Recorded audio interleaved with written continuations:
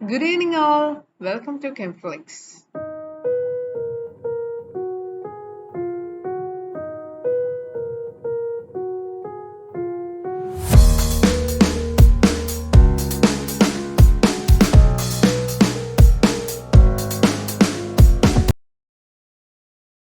Okay മക്കളെ, good evening. അപ്പൊ നമ്മൾ വീണ്ടും പൂർവാധികം ശക്തിയോടെ ഫിസിക്കലിന്റെ ന്യൂമറിക്കൽ പ്രോബ്ലംസ് എന്ന് പറയുന്ന സെറ്റിലേക്ക് വന്നേക്കുവാണ്. ഫിസിക്കൽ കെമിസ്ട്രി എന്ന് പറയുമ്പോൾ അറിയാലോ, ന്യൂമറിക്കൽ പ്രോബ്ലംസ് ആയിരിക്കും ഏറ്റവും കൂടുതൽ വരുന്നത്. നമ്മുടെ 3 ചാപ്റ്റേഴ്സ് ആണ് ഫിസിക്കൽ കെമിസ്ട്രിയിൽ വരുന്നത്. ഒന്നാമത്തെ സൊല്യൂഷൻ, രണ്ടാമത്തെ ഇലക്ട്രോ കെമിസ്ട്രി, മൂന്നാമത്തെ chemical kinetics.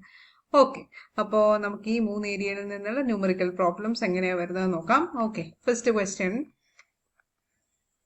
Calculate the molar conductance at infinite dilution of NH4OH given that lambda 0 m for NaCl, NaOH and NH4Cl are 126.4, 248.1 and 129.8 ohm raised to -1 centimeter square mole raised to -1.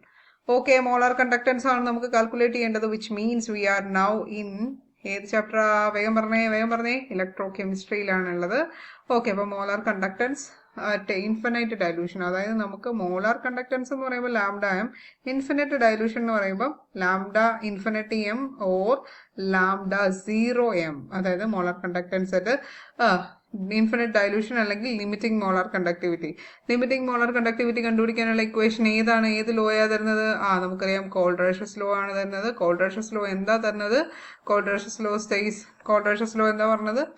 Limiting molar conductivity of A particular weak electrolyte, mostly weak electrolyte, is the sum of the ionic conductance of the molar ionic conductance of the individual ions എന്നാ പറഞ്ഞേക്കുന്നത്. അപ്പൊ നമുക്ക് ഇവിടെ ആറെ കണ്ടുപിടിക്കേണ്ടത് NH4OH, which is a weak electrolyte. അപ്പൊ നമുക്ക് ഇവിടെ lambda 0 m of NH4OH എന്ന് പറയുന്നത് ഇൻഡിവിജ്വൽ അയോൺസിന്റെ is equal to lambda infinity of NH4 plus lambda infinity of OH minus, അതിന്റെ സം ആയിരിക്കും എന്നാണ് നമ്മുടെ കോൾഡ്രേഷ്യസ് ലോ പറയുന്നത് അല്ലെ. അപ്പൊ അത് കോൾഡ്രേഷ്യസ് ലോ വെച്ചിട്ട് നമുക്ക് ഇങ്ങനെ എഴുതാം: lambda 0 m of NH4OH equal to lambda 0 NH4 plus lambda 0 OH minus. Okay, അപ്പൊ ഇതാണ് നമുക്ക് റിക്വയർഡ് ആയിട്ടുള്ള ഇക്വേഷൻ.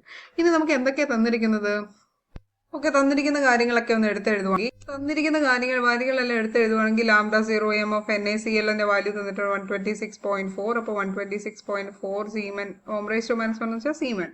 ഓക്കെ, അതെന്ന് പറയുന്നത് ഇവിടെ തന്നിട്ടുണ്ട്. അതിന് നമുക്ക് ഇൻഡിവിജ്വൽ അയോണിക് കോൺട്രിബ്യൂഷൻ ആയിട്ട് കാണിക്കാം. അപ്പോൾ NaCl എന്ന് പറയുമ്പോൾ lambda 0 Na plus lambda 0 Cl minus, NaOH എന്ന് പറയുമ്പോൾ lambda 0 Na plus lambda 0 OH minus, NH4Cl എന്ന് പറയുമ്പോൾ lambda 0 NH4 plus lambda 0 Cl minus. ഇതിനകത്ത് നമുക്ക് എന്തൊക്കെയാണ് വേണ്ടത്? NH4 പ്ലസ് വേണം. എവിടെ NH4 പ്ലസ്? ഇവിടെ NH4 പ്ലസ്. OH മൈനസ് വേണം. എവിടെ OH മൈനസ്? ഇവിടെ OH മൈനസ്. അപ്പൊ ഇത് രണ്ടും നമുക്ക് വേണം, ബാക്കിയുള്ളതൊന്നും നമുക്ക് വേണ്ട. അപ്പോൾ what we have to do? നമുക്ക് 3ഉം 2ഉം കൂടി ആഡ് ചെയ്യണം. അപ്പൊ equation number 3 plus equation number 2 add ചെയ്യണം. ഇനി അവിടെ നിന്ന് നമുക്ക് ഇക്വേഷൻ നമ്പർ 1 അങ്ങ് മൈനസ് ചെയ്യാലോ. Minus equation number 1. അപ്പൊ നമുക്ക് മൈനസ് ചെയ്ത് കഴിയുമ്പോൾ എന്ത് സംഭവിക്കും? ഇതിൽ നിന്ന് ഇത് രണ്ടും കൂടെ ആഡ് ചെയ്തിട്ട് ഇത് കുറയ്ക്കുകയാണ്. അപ്പൊ ഇവിടെ ഒരു Na പ്ലസ് ഉണ്ട്, ഈ Na പ്ലസും കട്ട് ചെയ്ത് പോകും. ഇവിടെ ഒരു Cl മൈനസ് ഉണ്ട്, ഇതും കട്ട് ചെയ്ത് പോകും. അപ്പൊ നമുക്ക് ഫൈനൽ ആൻസർ എങ്ങനെ വരും? 3ന്റെ നേരെ കിടക്കുന്ന വാല്യൂ ഏതാണ്? 129.8 ആണ് അല്ലെ. പ്ലസ് 2ന്റെ നേരെ കിടക്കുന്ന വാല്യൂ ആണ് 248.1 ആണ് അല്ലെ. ഇത് രണ്ടും കൂടെ സം ചെയ്തിട്ട് അതിന് തന്നെ വേണം ഈ 1 കുറയ്ക്കണം. ദാറ്റ് ഈസ് 126.4 വരും. അപ്പൊ നമുക്ക് അത് 3 പ്ലസ് 2 എന്ന് പറയുമ്പോൾ 129.8 പ്ലസ് 248.1 മൈനസ് 126.4. ദ കാൽക്കുലേഷൻ നമ്മളിവിടെ ചെയ്തിട്ടുണ്ട്. Final answer 251.5 ohm raise to -1 centimetre square mole raise to -1. കേട്ടോ, ഇങ്ങനെയുള്ള ക്വസ്റ്റ്യൻസ് കാണുമ്പോൾ just you have to do just you have to apply what you are learn. നമ്മൾ എന്താണോ പഠിച്ചത് ആ കാര്യം ഒന്ന് അപ്ലൈ ചെയ്യുക. വളരെ സിമ്പിൾ ക്വസ്റ്റ്യൻസ് ആണ് കോൾഡ്രേഷ്യസ് ലോ എന്ന് വരുന്നത്. അടുത്ത ക്വസ്റ്റ്യൻ നോക്കാം. Okay, lambda 0 m for NaCl, HCl and NaAC. NaAC എന്ന് പറഞ്ഞാൽ AC എന്ന് പറയുന്നത് അസറ്റൈറ്റ് ആണ്. അസറ്റൈറ്റ് എന്ന് പറഞ്ഞാൽ നമുക്ക് എന്താ? CH3CO ആണ് അസറ്റൈറ്റ് എന്ന് പറയുന്നത്. അതിൻ്റെ അവിടെ Na. അപ്പൊ നമുക്ക് ഇത് സോഡിയം അസറ്റൈറ്റ് ആണ് തന്നിരിക്കുന്നത്. പിന്നെ NaClന്റെ വാല്യൂ തന്നിട്ടുണ്ട്. പിന്നെ അതുപോലെ തന്നെ HClന്റെ വാല്യൂ തന്നിട്ടുണ്ട്. കണ്ടുപിടിക്കാമല്ലോ എളുപ്പം. NaClനെ നമുക്ക് എങ്ങനെ എഴുതാം? ലാംഡ 0 m ഓഫ് NaCl എന്ന് പറയുന്നത് we can write it as an individual ionic concentration എഴുതാം. അപ്പോൾ നമ്മളത് എഴുതിയിട്ടുണ്ട്. Lambda 0 NA plus plus individual ionic contribution ആയിട്ട് എഴുതിയിട്ടുണ്ട്, അതായത് ബേസ്ഡ് ഓൺ ദി കോൾഡ്രഷസ് ലോ. അപ്പോൾ നമുക്കിവിടെ വേണ്ടത് calculate lambda 0 M of HAC എന്ന് പറയുന്നത്, അതായത് ലാംഡ 0 M ഓഫ് HAC എന്ന് പറയുന്നത് we can write it like lambda 0 of H plus plus lambda 0 of AC minus. അപ്പോൾ ഇവിടെ AC മൈനസ് എന്ന് പറയുന്നത് ഇതാണ്, ഇതും വേണം അതുപോലെ തന്നെ ഇതും വേണം. അപ്പോൾ നമുക്ക് ഇക്വേഷൻ നമ്പർ കൊടുക്കാം. ഇത് 1 ആണ്, ഇത് 2 ആണ്, ഇത് 3 ആണ്. അപ്പോൾ നമുക്ക് വേണ്ടത് ഏതാണ്? വേണ്ട H പ്ലസും AC എവിടെയാണ്? H പ്ലസ് താണ്ട് ഇവിടെയുണ്ട്, AC തായി ഇവിടെയുണ്ട്. അപ്പൊ നമുക്ക് 2ഉം 3ഉം ആഡ് ചെയ്യണം. 2 + 3. ഇനി എന്ത് ചെയ്യണം? ഇവിടെ നിന്ന് മൈനസ് ചെയ്യണം. ഏതൊക്കെയാ? അതാ ഈ CL മൈനസും ഈ CL മൈനസും കൂടെ വെട്ടിപ്പോവും, ഈ NA പ്ലസും ഈ NA പ്ലസും കൂടെ വെട്ടിപ്പോവും. അപ്പൊ -1. സിമ്പിൾ ആണ് ഇക്വേഷൻ. ഡയറക്റ്റ് സബ്സ്റ്റിറ്റ്യൂട്ട് ചെയ്യുക, വാല്യൂ സബ്സ്റ്റിറ്റ്യൂട്ട് ചെയ്യുക. പിന്നെ ശ്രദ്ധിക്കേണ്ട ഒരു കാര്യം എന്താണെന്ന് വെച്ചാൽ ന്യൂമറിക്കൽ പ്രോബ്ലംസിൽ യൂണിറ്റ് കമ്പൽസറി ആണ്, യൂണിറ്റ് മസ്റ്റ് ആണ്. ഓക്കെ, ഇതിന്റെ ആൻസർ വരുന്നത് നമ്മൾ കാൽക്കുലേഷൻ കഴിഞ്ഞ് കഴിയുമ്പോൾ 425.9 പ്ലസ് 91.0 മൈനസ് 126.4 എന്ന് പറയുന്നത് 390.5 കിട്ടും. അതായത് 390.5 സീമെൻസ് സെന്റിമീറ്റർ സ്ക്വയർ പെർ മോൾ. കേട്ടോ, യൂണിറ്റ് മസ്റ്റ് ആണ് കേട്ടോ. അപ്പോൾ നമുക്ക് നെക്സ്റ്റ് ക്വസ്റ്റ്യനിലേക്ക് പോവാം. അടുത്ത ക്വസ്റ്റ്യൻ എന്ന് പറയുന്നത് molar conductivity lambda M of 0.01 molar acetic acid is 4.95 into 10⁻⁻5 siemens centimetre square per mole. അതായത് ലാംഡ M തന്നിട്ടുണ്ട്. ലാംഡ M എന്നാ പറഞ്ഞേക്കുന്നത്? അസറ്റിക് ആസിഡിന്റെ 4.95 into 10⁻⁻5 siemens centimetre square per mole ആണ് തന്നിട്ടുണ്ട്. Okay, calculate the degree of dissociation at this concentration if the limiting molar okay, degree of dissociation ആണ് നമ്മൾ കണ്ടുപിടിക്കേണ്ടത്.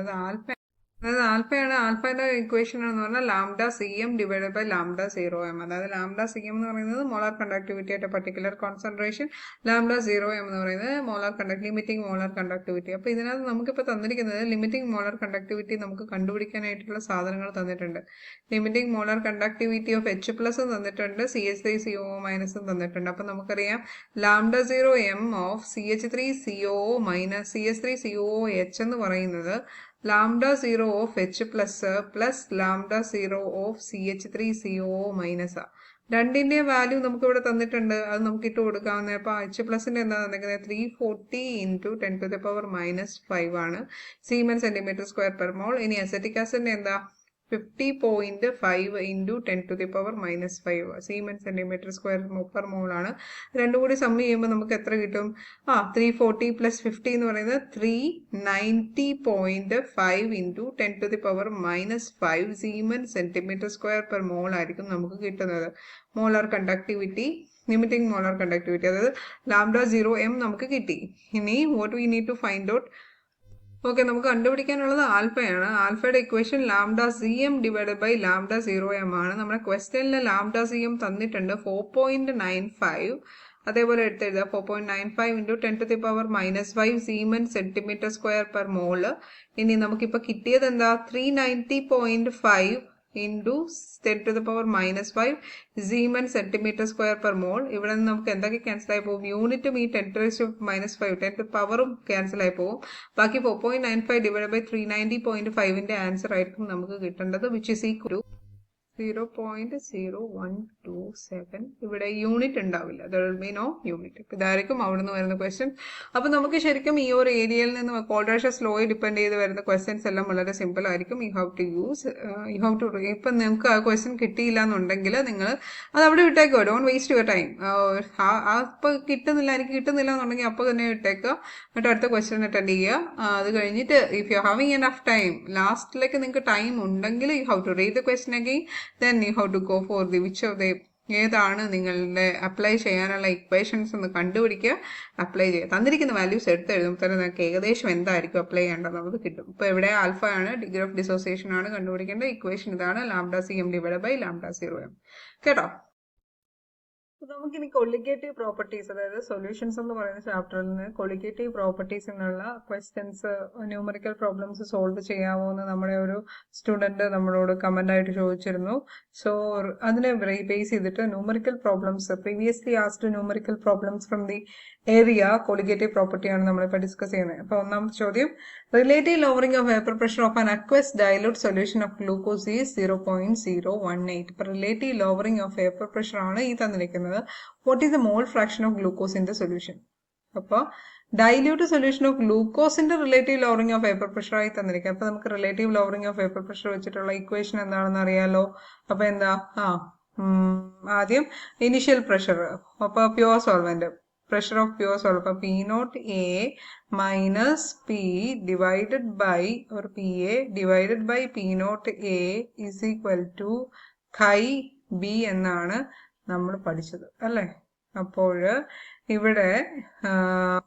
ഇവിടെ ബി എന്ന് പറയുന്നത് എന്താണ്, സൊല്യൂട്ടിനെയാണ് റെപ്രസെന്റ് ചെയ്യുന്നത്. അപ്പൊ സൊല്യൂട്ടിനെ ഇവിടെ നമുക്ക് relative lowering of vapour pressure delta P എന്ന് പറയുന്നത് divide by P naught A is equal to chi B. അതിനകത്ത് delta P divide by P naught എന്ന് പറയുന്നത് relative lowering of vapour pressure ആണ്. Relative lowering of vapour pressure ആണ് ഇവിടെ തന്നിരിക്കുന്നത് 0.018. അത് തന്നെയായിരിക്കും ഖൈ ബി എന്ന് പറയുന്നത് മോൾ ഫ്രാക്ഷൻ ഓഫ് ഗ്ലൂക്കോസിന്റെ സൊല്യൂഷൻ ആയിരിക്കും, ഗ്ലൂക്കോസിന്റെ സൊല്യൂഷൻ. ഓക്കെ, അപ്പൊ അതാണ് വളരെ സിമ്പിൾ ആയിട്ടുള്ള ഒരു ക്വസ്റ്റൻ ആണത്. അപ്പൊ നമ്മളെ കൊളിഗേറ്റീവ് പ്രോപ്പർട്ടിയിൽ നിന്നുള്ള രണ്ടാമത്തെ ചോദ്യമാണ്. An aqueous dilute solution of a non-volatile solute boils at 373.052 Kelvin. അപ്പോൾ ഒരു നോൺ വോളറ്റൈൽ സൊല്യൂട്ടിന്റെ അക്വസ് സൊല്യൂഷൻ, അപ്പൊ നമ്മളൊരു ബി എന്ന് പറയുന്ന നോൺ വോളറ്റൈൽ സൊല്യൂട്ട് നമ്മുടെ അക്വസ് സൊല്യൂഷൻ എന്ന് പറയുമ്പോൾ വെള്ളത്തിനകത്ത് ആഡ് ചെയ്തപ്പോൾ നമുക്ക് കിട്ടിയതാണ് 373.052 Kelvin. Find the freezing point of the solution. നമുക്ക് ഫ്രീസിംഗ് പോയിന്റ് ആണ് കണ്ടുപിടിക്കേണ്ടത്. അപ്പൊ ഫ്രീസിംഗ് പോയിന്റ് എന്ന് പറയുമ്പോൾ നമുക്ക് TF കണ്ടുപിടിക്കണം അല്ലെ, temperature at which it freezes. TF ആണ് we have to find out. അപ്പൊ നമുക്ക് വാട്ടറിന്റെ KB തന്നിട്ടുണ്ട്, KF തന്നിട്ടുണ്ട്. Boiling point, normal boiling point of water 373 Kelvin and normal freezing point 273 Kelvin ആണ്. രണ്ടിന്റെ വാട്ടറിന്റെ ബോയിലിംഗ് പോയിന്റും ഫ്രീസിംഗ് പോയിന്റും തന്നിട്ടുണ്ട്. ഓക്കെ, അപ്പൊ നമുക്ക് ഇവിടെ തന്നിരിക്കുന്ന aqueous dilute solution of a non volatile solute ആണ് 373.052. അപ്പൊ നമുക്കറിയാം delta TB is equal to എന്താണ്, delta TB minus T naught B. അതായത് ഡെൽറ്റ TB എന്ന് പറയുന്നത് elevation in boiling point. Boiling point കൂടുക എന്ന് പറയുമ്പോൾ നമ്മൾ കൂടുതലുള്ള ബോയിലിംഗ് പോയിന്റിൽ നിന്ന് കുറവുള്ള ബോയിലിംഗ് പോയിന്റ് കുറയ്ക്കുക അല്ലെ. അപ്പൊ നമുക്കിവിടെ T നോട്ട് ബി എന്ന് പറയുമ്പോൾ നമുക്ക് തന്നിട്ടുണ്ട് നോർമൽ ബോയിലിംഗ് പോയിന്റ് ഓഫ് ആണ് വാട്ടർ ആണ് T നോട്ട് ബി എന്ന് പറയുന്നത്. അത് 373 Kelvin ആണ്. TB നമുക്ക് തന്നിട്ടുണ്ട് 373.052. അപ്പൊ നമുക്കത് സബ്സ്റ്റിറ്റ്യൂട്ട് ചെയ്താലോ. 373.052 minus 373 is equal to 0.052 Kelvin ആണ് നമ്മുടെ എലിവേഷൻ ഇൻ ബോയിലിംഗ് പോയിന്റ് അല്ലെങ്കിൽ ഡെൽറ്റ TB എന്ന് പറയുന്നത്. ക്ലിയർ ആണല്ലോ. ഇനി നമുക്കറിയാം delta TB is equal to, നമുക്ക് യൂഷ്വലി അറിയാവുന്ന ഇക്വേഷൻ ആണ് KB ഇൻറ്റു M മൊളാലിറ്റി. ഇവിടെ KB എന്ന് പറയുന്നത് എന്താ, എബുലിയോസ്കോപ്പിക് കോൺസ്റ്റന്റ്. ഇവിടെ നമുക്ക് എന്ത് കണ്ടുപിടിക്കാൻ പറ്റും, M is equal to delta TB divided by KB എന്ന് കണ്ടുപിടിക്കാം. അപ്പൊ എന്താ അങ്ങനെ ചെയ്യാൻ കാരണം, നമുക്കിവിടെ ഡെൽറ്റ TB കിട്ടി 0.052, KB നമുക്ക് ഓൾറെഡി തന്നിട്ടുണ്ട്, ദാണ്ടെ 0.52 Kelvin കിലോഗ്രാം പെർ മോൾ തന്നിട്ടുണ്ട്. ഓക്കെ, അപ്പൊ നമുക്കിനി ഇവിടെ കെൽവിൻ ആണ് കേട്ടോ. അപ്പൊ നമുക്കിവിടെ പെർ കിലോഗ്രാം പെർ മോൾ അല്ലേ, അപ്പൊ കെൽവിൻ കിലോഗ്രാം പെർ മോൾ എന്നുള്ളത്. അപ്പൊ നമുക്കിവിടെ 0.052 ഡിവൈഡ് ബൈ 0.52 എന്ന് പറയുമ്പോൾ ഈ വാല്യൂ എന്ത് വരും, നമ്മുടെ വാല്യൂ എന്ന് പറയുന്നത് 0.1 വരും അല്ലെ. ഡെൽറ്റ TBയുടെ എമ്മിന്റെ വാല്യൂ 0.1 എന്ന് കിട്ടി. ഇനി നമ്മൾ എന്താ കണ്ടുപിടിക്കേണ്ടത്, നോർമൽ ഫ്രീസിംഗ് പോയിന്റ് തന്നിട്ടുണ്ട്. നമുക്ക് find the freezing point of the solution ആണ് കണ്ടുപിടിക്കേണ്ടത്. അപ്പൊ നമുക്കറിയാം delta TF is equal to KF into M എന്ന് പറയുന്ന ഒരു ഇക്വേഷൻ അറിയാം. ഇത് രണ്ടുമാണ് നമുക്ക് മെയിൻ ആയിട്ട് elevation in boiling point, depression in freezing point equations എന്ന് പറയുന്നത്. അതിനകത്ത് KFന്റെ വാല്യൂ തന്നിട്ടുണ്ട് 1.86 Kelvin കിലോഗ്രാം പെർ മോൾ. ഇതിന്റെ മൊളാലിറ്റി നമുക്കറിയാം 0.1 എന്ന് പറഞ്ഞ് നമുക്കിപ്പോൾ കിട്ടിയിട്ടുണ്ട്. അപ്പൊ നമുക്ക് എന്താണ് 0.186 എന്ന് വരും അല്ലെ. ഡെൽറ്റ TF 0.186 ആണ്. നോർമൽ ഫ്രീസിംഗ് പോയിന്റ് എന്ന് പറയുന്നത് 273 Kelvin ആണ്. അപ്പൊ നമുക്ക് ഇവിടെ ഫ്രീസിംഗ് പോയിന്റ് എന്ന് പറയുമ്പോൾ ഡിപ്രഷൻ ഇൻ ഫ്രീസിംഗ് പോയിന്റ്. അപ്പൊ delta TF is equal to depression ആയി. അപ്പൊ ഡിപ്രഷൻ എന്ന് പറയുമ്പോൾ നമുക്ക് ഇവിടെ എന്ത് വരും, ആദ്യമേ നമുക്ക് TF വരും, പിന്നെ നമുക്ക് എന്ത് വരും, ഇവിടെ T0F വരും, മൈനസ് TF ആണ് വരുന്നത് ഡിപ്രഷൻ ഇൻ ഫ്രീസിംഗ് പോയിന്റ് വരുമ്പോൾ. അപ്പൊ ഇവിടെ നമുക്ക് TFന്റെ വാല്യൂ എന്ന് പറയുന്നത് എന്ത് വരും,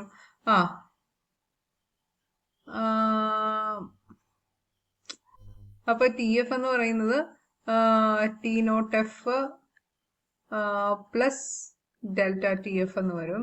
അപ്പോൾ നമുക്കറിയാം T0F എന്ന് പറയുന്നത് 273 കെൽവിൻ ആണ്. സോ 273 പ്ലസ് ഇവിടെ നമ്മുടെ ബോയിലിംഗ് പോയിന്റ് എത്രയാണ്, അല്ല sorry, depression in freezing point എന്ന് പറയുന്നത് 0.186 ആണ്. So this will be the freezing point of our solution കേട്ടോ. ഓക്കെ, അപ്പോൾ നമ്മുടെ depression freezing point delta TF എന്ന് പറയുന്നത് ഒരു നോർമൽ ഫ്രീസിംഗ് അല്ല, കിട്ടിയ ഫ്രീസിംഗ് പോയിന്റ് പിന്നെയും ഡിപ്രഷൻ ആണ്. അപ്പൊ TF മൈനസ് T0F ആണ്, തെറ്റിക്കരുത്. TF മൈനസ് T0F ആണ്. അപ്പൊ നമുക്ക് ഇവിടെ TF is equal to T0F plus delta TF എന്ന് പറയും. അങ്ങനെ വെച്ചിട്ട് നമുക്ക് ആൻസർ 273.186 വരും. ഓക്കെ അല്ലേ?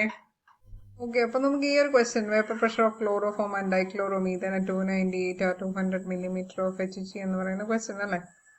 അപ്പൊ ഇവിടെ vapour pressure of chloroform and dichloromethane രണ്ടിന്റെ വേപ്പർ പ്രഷർ തന്നിട്ടുണ്ട്. അപ്പൊ അതായത് ഓക്കെ, നമുക്കറിയാവുന്ന കാര്യം ആദ്യം എഴുതാം. P0A minus P divided by PA divided by P0A is equal to Chi B എന്നാണ് നമ്മുടെ റിലേറ്റീവ് ലോവറിംഗ് ഓഫ് വേപ്പർ പ്രഷറിന്റെ ഇക്വേഷൻ എന്ന് പറയുന്നത്. അപ്പോൾ നമുക്ക് ഇവിടെ Chi B വേണം. ഓക്കെ, Chi B എന്ന് പറയുമ്പോൾ നമുക്കിവിടെ vapour pressure of chloroform CHCl3 dichloromethane CH2Cl2 ആയിട്ട് 200. ഓക്കെ, അപ്പൊ നമുക്ക് രണ്ടിന്റെയും മോളാർ മാസ് കണ്ടുപിടിക്കാം. തന്നിരിക്കുന്നത് മാസ് ഇൻ ഗ്രാം തന്നിട്ടുണ്ട് ക്ലോറോഫോമിന്റെയും പിന്നെ അതുപോലെ തന്നെ CH ഡൈക്ലോറോമീഥേന്റെയും മാസ് ഇൻ ഗ്രാം എന്ന് പറയുന്നത് 24 ഗ്രാം ഓഫ് ക്ലോറോഫോമും പിന്നെ അതുപോലെ തന്നെ mass in gram of CHCl3 24 ഗ്രാമും അതുപോലെ തന്നെ mass in gram of dichloromethane എന്ന് പറയുന്നത് 17 ഗ്രാമുമാണ്. CH2Cl2 ഈസ് ഈക്വൽ ടു 17 ഗ്രാമുമാണ്. അപ്പൊ നമുക്ക് ഇതിന്റെ മോളാർ മാസ് കണ്ടുപിടിക്കാം. മോളാർ മാസ് എന്ന് പറയുമ്പോൾ CHCl3 എന്ന് പറയുമ്പോൾ കാർബണിന്റെ 12 പ്ലസ് 1 പ്ലസ് ക്ലോറിൻ്റെത് 35.5 ഇൻറ്റു 3 എന്ന് പറയുമ്പോൾ നമുക്ക് ടോട്ടൽ കിട്ടും 119.5 ആയിരിക്കും. നമ്മുടെ ഗ്രാം പെർ മോൾ ആയിരിക്കും മോളാർ മാസ് എന്ന് പറയുന്നത്. ഓക്കെ, ഇനി ഇവിടെയാണെങ്കിൽ മോളാർ മാസ് എന്ന് പറയുന്നത് 12 plus 2 plus 35.5 into 2 which is equal to എത്ര വരും? 85 ഗ്രാം പെർ മോൾ കിട്ടും.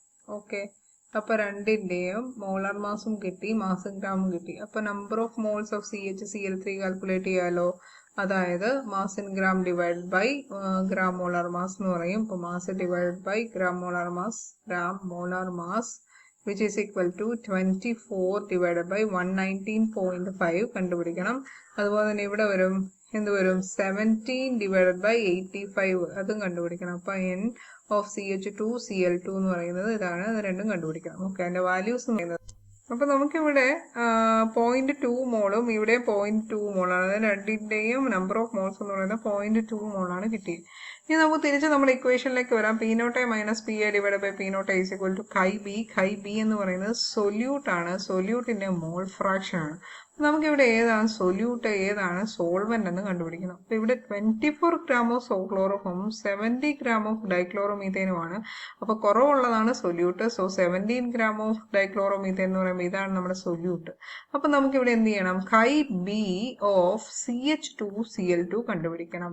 Chi B ഓഫ് CH2Cl2 എന്ന് പറയുമ്പോൾ NB divide by NA plus NB, അതായത് നമുക്ക് എന്ത് വരും? 0.2 divide by 0.2 plus 0.2 which is equal to 0.2 divided by 0.4 which is equal to എന്ത് വരും? 0.5 വരും അല്ലേ. ഓക്കെ, ഇനി ഞാനൊന്ന് ക്ലിയർ ചെയ്തിട്ട് ബാക്കിയുള്ള കാര്യങ്ങളെല്ലാം എഴുതി കാണിക്കാം. അപ്പം നമുക്കിവിടെ Chi B എന്ന് പറയുന്നത് 0.5 കിട്ടി, NB എന്ന് പറയുന്നത് 0.2 കിട്ടി, NA എന്ന് പറയുന്നത് 0.2 കിട്ടി. അപ്പൊ ഇത് നമുക്ക് ടോട്ടൽ പ്രഷർ ആണ് കണ്ടുപിടിക്കേണ്ടത്. Total pressure is equal to P1 plus P2 ആണ്.